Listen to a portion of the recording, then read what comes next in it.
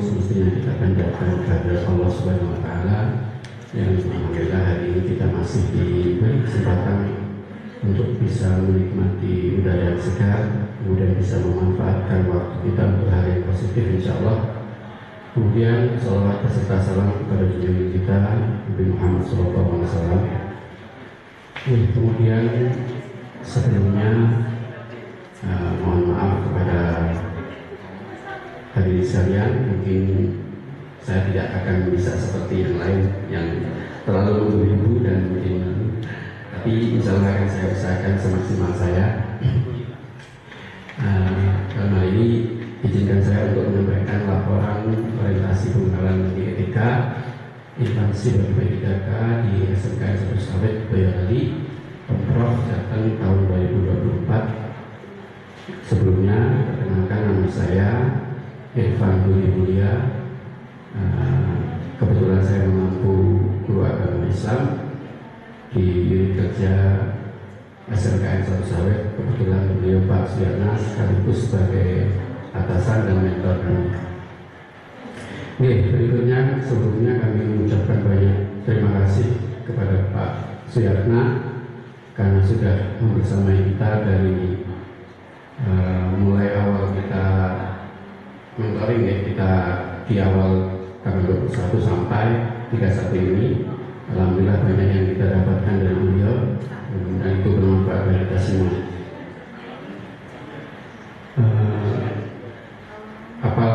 Kemudian dalam pemaparan saya kali ini berpusat kepada ini dalam rangka meningkatkan kapasitas kemampuan pendidikan di lingkungan pemerintah Jateng, maka diperlukan orientasi pengenalan nilai dan etika instansi pemerintah bagi P3K Dinas Pendidikan dan Kebudayaan Provinsi Jawa Tengah. Waktu yang kita lakukan kemarin dimulai dari 9 hari, ada 2 agenda, yaitu agenda pertama 3 hari dengan e-learning, yang kedua dari tanggal 24 sampai 31 dengan Bapak Suyatna sebagai mentor.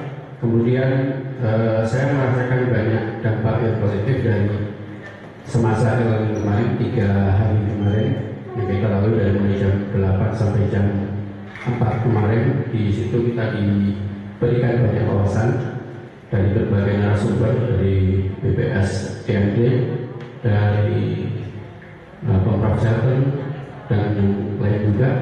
Banyak yang kita dapatkan dari mereka, dari beliau, bahwa wawasan tentang tupoksi kita, tentang tata kelola, tentang yang paling penting adalah core value berakhlak, yaitu nilai dasar berakhlak kita. Yang kita tahu ada akuntabel, kemudian kompetensi, harmonis, adaptasi, dan yang terakhir adalah kolaboratif. Dan itu insya Allah akan bisa kita terapkan dalam perencanaan kita ke depan. Di samping itu juga ditambahkan kemarin itu dengan wawasan tentang korupsi, tentang pendidikan anti korupsi, yang mudah-mudahan itu menjadi perhatian dari kita bersama. Oke, saya langsung ke poin berikutnya.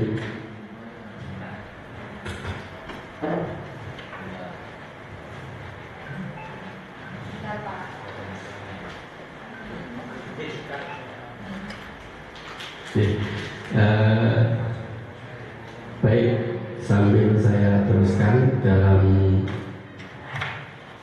orientasi ini, yang dititik beratkan adalah kita memiliki nilai dasar value, tetapi kita juga tidak boleh melupakan bahwa kita memiliki kewajiban dasar yang lain atau kewajiban kompetensi yang kita tahu.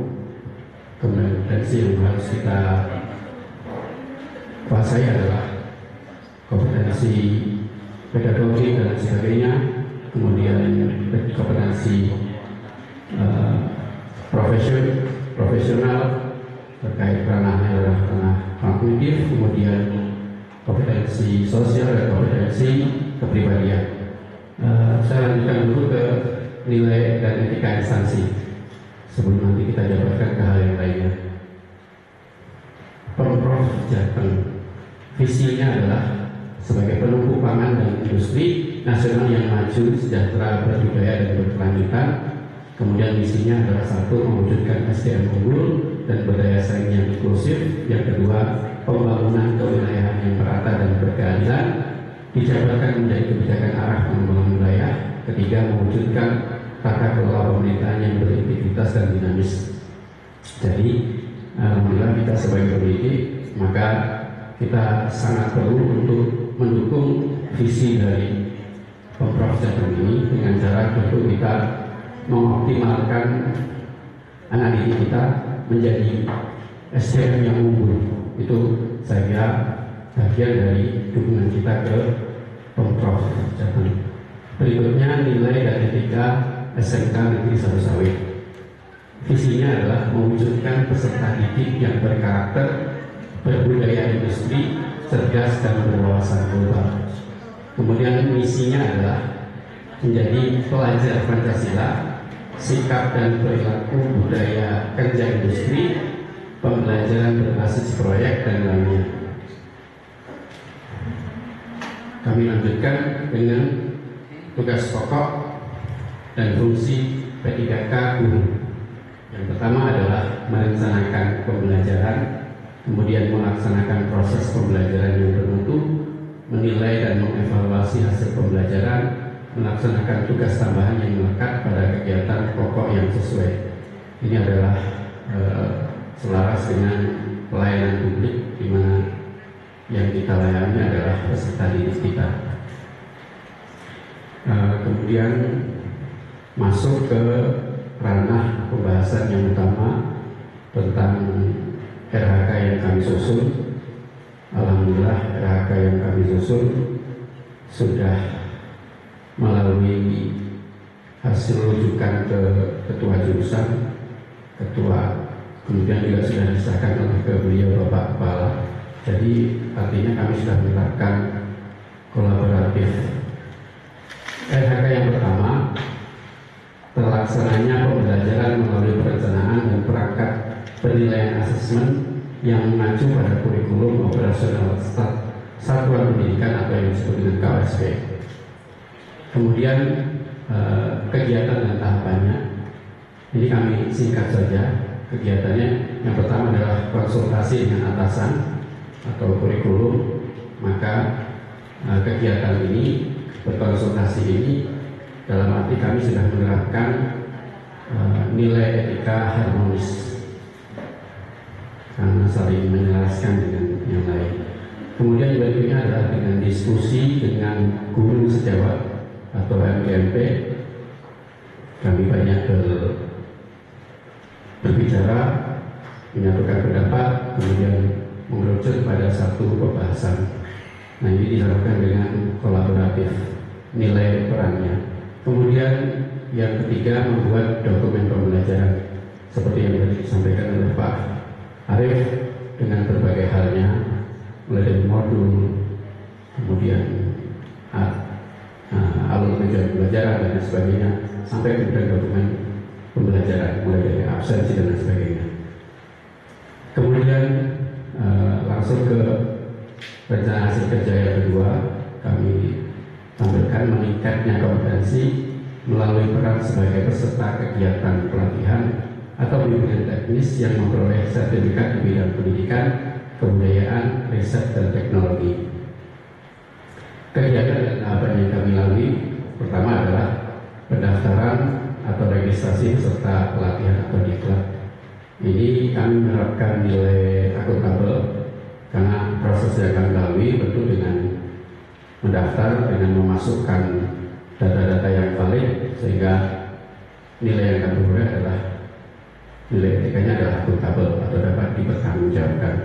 Kemudian yang kedua adalah pelaksanaan pelatihan atau diklat di Kombel, komunitas belajar. Artinya kami melalui melaksanakan pelatihan tersebut dengan antusias, adaptif, artinya kami bisa menyesuaikan, kemudian bisa menerima dengan bagus. Yang berikutnya, yang ketiga, uji kompetensi dan pelaporan pelatihan atau diklat. Ini ditandai dengan kami mendapatkan sertifikat. Nilai yang kami peroleh adalah kompeten. Terakhir yang menjadi LHK rencana kerja ketiga adalah meningkatnya kompetensi melalui peran sebagai peserta pelatihan mandiri sesuai model kompetensi guru, kepala sekolah, dan atau pengawas sekolah. Kegiatan dan tahapan pertama sama dengan yang tadi, kami berkonsultasi dengan atasan kurikulum, penerapan dari nilai etika harmonis, kemudian pendaftaran registrasi peserta pelatihan atau diklat akuntabel, terakhir pelaksanaan pelatihan mandiri di PMM yang outputnya atau hasilnya adalah mendapatkan sertifikat yang bernilai value kompeten.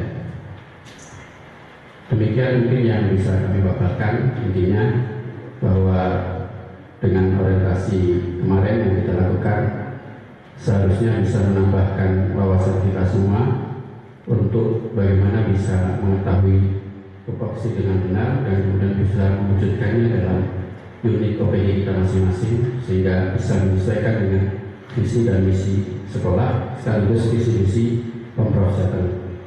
Demikian sedikit pemaparan dari saya.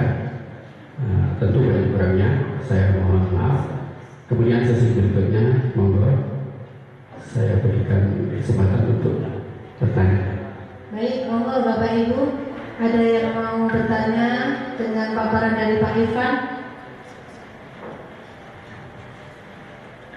Tidak ada?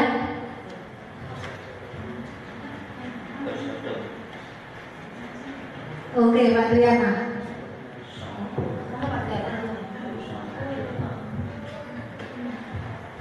Oke, terima kasih atas kesempatan yang diberikan pada saya untuk pemaparan dari Pak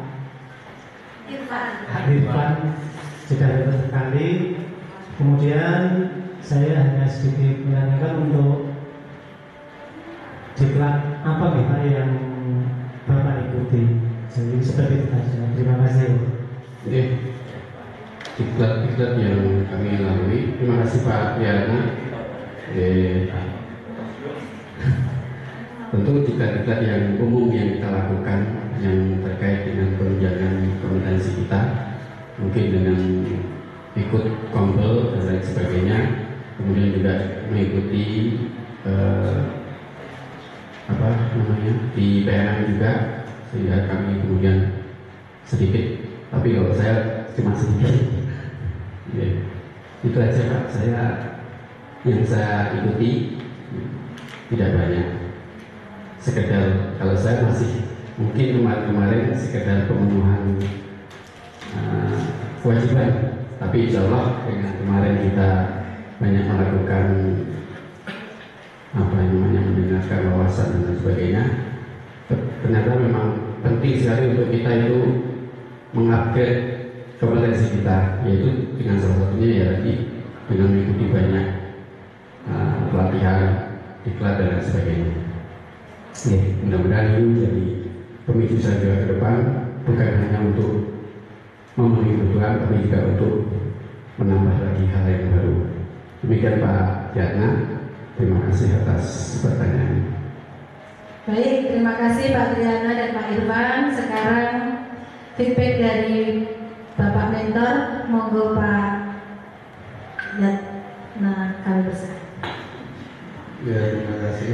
Pak Irfan itu kelahiran di Aceh ya? Terus Bapak. Sekolahnya SD-nya di Aceh. Saya SD sampai kelas 5 di Aceh, kemudian di Jawanya sebentar sampai SMP, SMA kembali lagi ke Aceh. Nanti kalau pensiun di sini atau di Aceh? Insya Allah di sini Pak, karena yang di Aceh sudah dijual. Sudah Aceh itu dari. Ya, untuk nilai-nilai apa tadi yang diterapkan.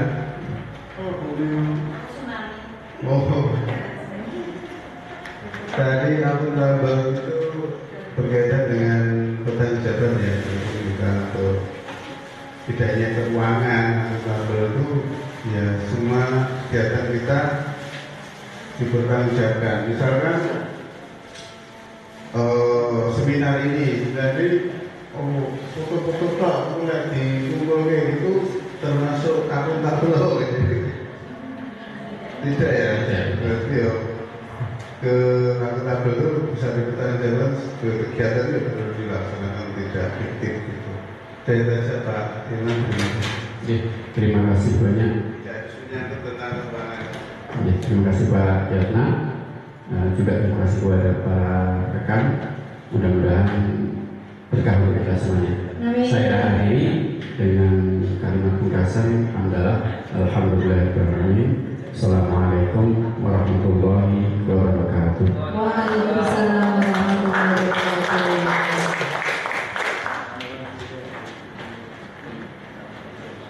Baik, itu tadi paparan dari Pak Irfan dan masukan dari